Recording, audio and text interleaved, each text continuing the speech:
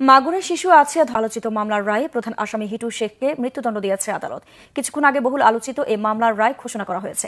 আমার ইমাম হিসাবে একজন দণ্ডপ্রাপ্ত আসামিকে তওবা করানোর জন্য যে দায়িত্ব কর্তব্য দেওয়া হয়, আমাকে তারা সেই দায়িত্ব কর্তব্য পুরা করার জন্য যথেষ্ট সহযোগিতা করেছে। তারা আমার সঙ্গে সুস্থ এবং সাবলীল ভাবে সুন্দর করে আমার সঙ্গে তওবা ইস্তেগফার কালিমা পড়েছে।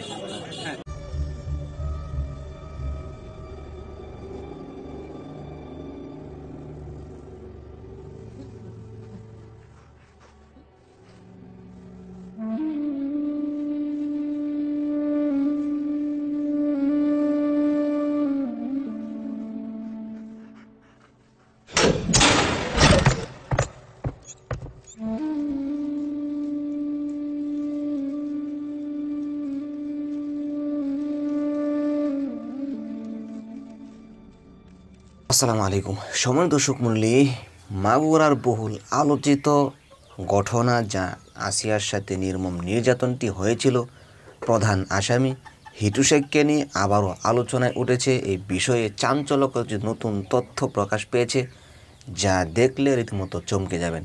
তো ইতিমধ্যে আপনারা ভিডিও দেখতে পারবেন হিটু শেখের যে রায় ছিল চূড়ান্ত সেটি ইতিমধ্যে সম্পূর্ণ হয়েছে। এমনকি এই বিষয়টি নিয়ে ইদানিং চাঞ্চল্যকর হয়ে উঠেছে, তার আত্মীয় স্বজনরা হাহাজারি করে কান্নায় ভেঙে পড়ছে। প্রিয় দর্শক, এই বিষয়ে আরও গুরুত্বপূর্ণ কিছু আপডেট থাকছে আজকের এই ভিডিওতে, তাই না টেনে একটি লাইক করে চ্যানেলটিকে সাবস্ক্রাইব করে শেষ পর্যন্ত দেখতে থাকুন। আসসালামু আলাইকুম ভাই। ওয়ালাইকুম আসসালাম ভাই। আপনি হিটু শেখের কি হন? এই যে পার্শ্ববর্তী এলাকা দুঃসম্পর্কে খালাতো ভাই লাগে আর কি। আমরা আগে কয়েকটা ভিডিওতে আমরা আপনার ইন্টারভিউ নিয়েছি হিটু শেখের খালাতো ভাই। তো আসলে বিষয়টা আজকে আপনার সামনে মানে আপনার কাছে জানতে চাই, আমরা যে উকিল দিয়া হিটু শেখের কেসটা মানে লড়ছে, ওই উকিলটা কেমন লড়ছিলেন? না, উকিলটা আমরা যতটুকু চাইছিলাম আর কি ততটুকু মনের মতো হয়েছে না। কারণ এই বিষয়টা যদি আরো যাতে উকিলের কাম হইলো তদন্ত করা, আরো তদন্ত করে আর সময় হাতে সময় নিয়ে যে কাজটা করতো বা সুন্দরভাবে তদন্ত করতো, হয়তো হিটু শেখ মানে কম হইতো, দোষ কম পাইতো। কিন্তু ওরা মানুষের কাছে 10 জনের কাছে যা শুনছে তাই কিন্তু লিয়ে নাচ্ছে। কিন্তু এখনো কিন্তু সঠিক কি বলতে পারে না হিটু শেখ কি সেই দিন মানে সে কি নিজ গেছে না অন্যজনকে পাঠাইছে বা সে ছিল কিনা, ওখানে কিন্তু সঠিক তথ্য পাইছে না কেউ। কিন্তু এই বিষয়টা কিন্তু উকিলে খুব ভালোভাবে তদন্ত করা দরকার আছে। আচ্ছা, একটা বিষয়, হিটু শেখ তো ফাঁসি হয়ে যাবে না, যেহেতু এই পর্যায়ে গেছে গা, এটা সম্ভব না, হয়ে যাবো আজকে না কালকা 2 দিন পরে হইবই।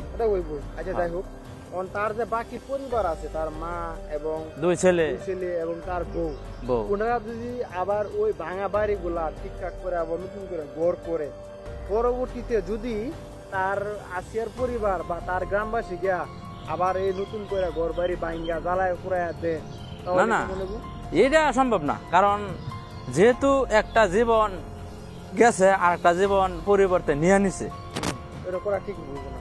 কারণ একটা আপনি মানে এটা তো বললাম একজন জীবন নিছে আর একজন এই পরিবর্তে জীবন নিয়ে নিছে, তো মানে সমান সমান।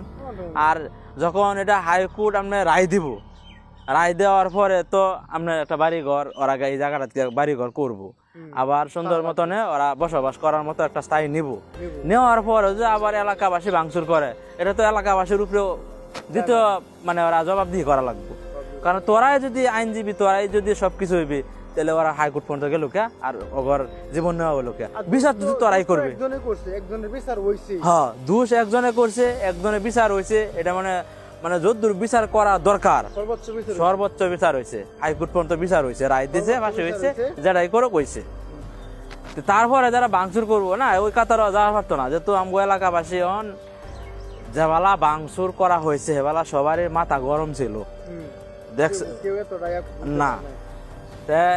যখন আবার হাইকোর্টে রায় দিব, রায় দেওয়ার পর ওরা বাড়ি ঘর করবো, করার পরে ওরা যেহেতু আগের হিসাব সব বাদ দেওয়া লাগবো, কথা বলছে না, আগে সব করান লাগবো। কিন্তু পরবর্তী আর কেউ এটার মধ্যে যাতে কেউ ওগরে কেউ মানে ডিস্টার্ব না করতে পারে, এমন একটা পরিবেশে ওরা নিব আর কি। যেহেতু হাইকোর্টে রায় দিয়ে দিব, আর হাইকোর্টে যেমন রায় দিয়ে যে তোমার কোনো এই এলাকাত কোনো স্থায়ী নাই, তাহলে ওরা আইতে পারতো না। কিন্তু এমন রায় দিব না, কারণ একজনে মানে অপরাধ করছে, ওরা সাজা দিছে।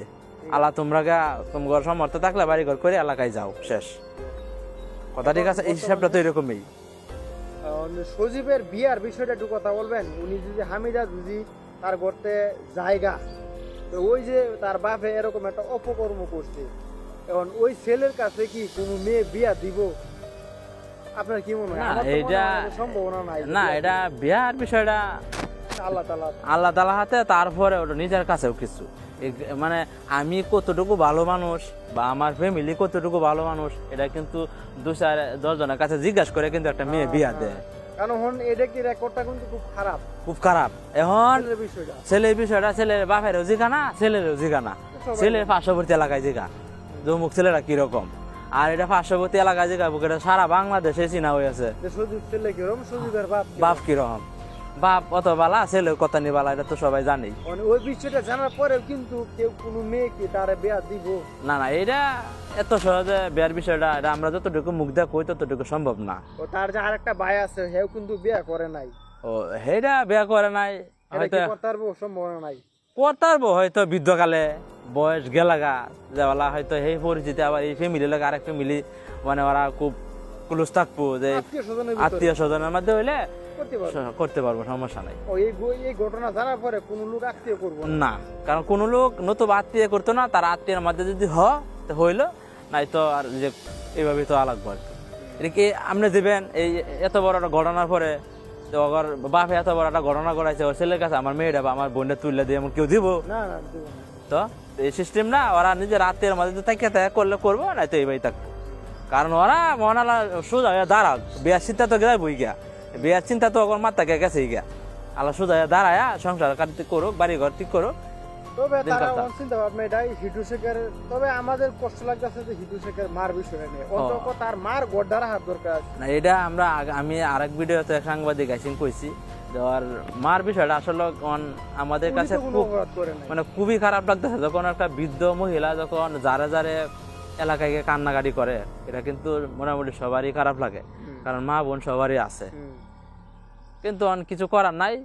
তারপরে দেখা যাক এলাকাবাসী একটা মানে যদি কয়েকজনে মিললে এমন কোন একটা সামান্য একটা ছোট একটা ঘর করে একটা তুলে দেওয়া পারে, যা তো মহিলারা তা হোক, বৃদ্ধ মানুষটা তা হোক, এটা আমরা এলাকার মধ্যে যেহেতু আছি, এটা নিয়ে একটা আলোচনা করবো আর কি। ঠিক আছে, ভালোই বল, কারণ বর্তমানে কিন্তু আমাদের কাছে মেঘ বৃষ্টির দিন, কারণ তারপরে মহিলা তো কোনো অপরাধ করছে না,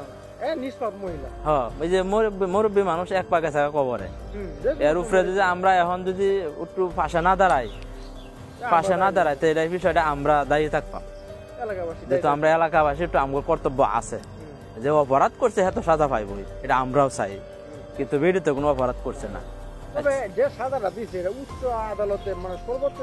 সর্বোচ্চ সাজা, এর উপরে কোনো বাংলাদেশের এর উপরে কোনো সাজা আছে? সাজা নাই। প্রিয় দর্শক, আশা করি সম্পূর্ণ ভিডিও দেখে আসছেন। ভিডিওতে যে বিষয়গুলো দেখলেন, যে কথাগুলো শুনলেন, আসলে এই বিষয় নিয়ে আপনাদের কি মনে হয় থাকলে অবশ্যই আপনাদের মূল্যবান মতামতগুলো কমেন্টে জানতে বলবেন না, এমনকি ভিডিওটি শেয়ার করে সকলকে দেখার সুযোগ করে দেবেন। তো আজকের মতো এখানেই শেষ করছি, আবার দেখা হচ্ছে অন্য ভিডিওতে। সেই পর্যন্ত সকলে ভালো থাকুন, সুস্থ থাকুন, আসসালামু আলাইকুম।